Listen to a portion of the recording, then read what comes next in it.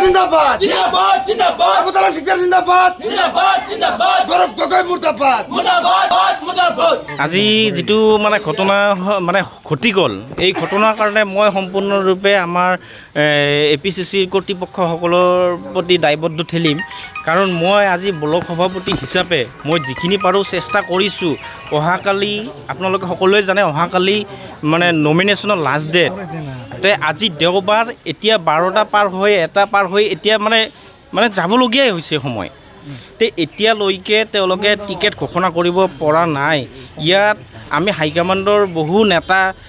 মানে বহু নেতা বা গৌৰৱ গগৈলৈকে আমি ফোন কৰিছোঁ মই ব্লক সভাপতি হিচাপে মই নিজৰ ফালৰ পৰা গৌৰৱ গগৈ ডাঙৰীয়াকো ফোন কৰিছোঁ আৰু আমাৰ যিসকল নেতৃবৰ্গ আছে তেওঁলোককো ফোন কৰিছোঁ তেওঁলোকে এতিয়ালৈকে কোনো নিশ্চয়তা দিব পৰা নাই কোনো সঠিক কোনো খবৰ দিব পৰা নাই গৌৰৱ গগৈ মহোদয়তো তেওঁ আমাৰ ফোন কলৰ মানে উত্তৰেই নিদিয়া হ'ল তে এনে পৰিস্থিতিত মই কৰিব লগা কি আছে মই এজন সাধাৰণ ব্লক প্ৰেছিডেণ্ট হিচাপে মই কৰিব লগা কি আছে তে কৰ্মীসকলে মোক যেতিয়া জেৰা কৰে মোক যেতিয়া প্ৰশ্ন কৰে যে কংগ্ৰেছে কিবা বুজাবুজি কৰিলে নেকি তে মোৰ উত্তৰ নাই মোৰ এইবিলাক কথা কোনো উত্তৰ নাই তে আজি যিটো পৰিস্থিতি বিজনীত আজি মানে সুস্থিৰভাৱে চিন্তা কৰিবলৈ গ'লে বিজনীবাসীয়ে আজি ভোট দিবলগীয়া জগা নাই কাৰণ জগা নাই কি কাৰণত যিজন ব্যক্তিয়ে আজি ক্ষমতাশালী পাৰ্টি হিচাপত আমাৰ কমল সিং নাৰ্জাৰী আৰু কংগ্ৰেছৰ BPFৰ পৰা বিজেপিৰ পৰা এজন আছে তে এই বিজেপিৰ পাৰ্টিজন হ'ল চালানী আপোনালোকে সকলোৱে জানে যে ৰাইজে এতিয়ালৈকে তেওঁলোকে মানে চিন্তা কৰিব পৰা নাই এই চালানী বস্তুটোক কেনেকৈ আমি মানে কি কৰিম তাৰপিছত কমল সিং নাৰ্জাৰীক বিগত 15 বছৰে তেওঁলোকক দেখিলে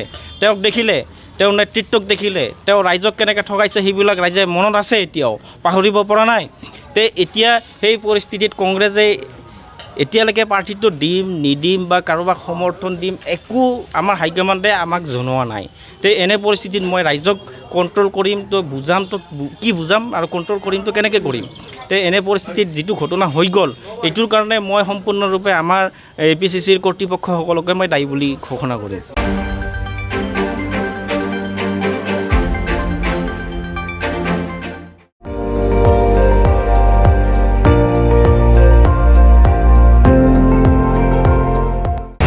আপুনি চাই আছে ND24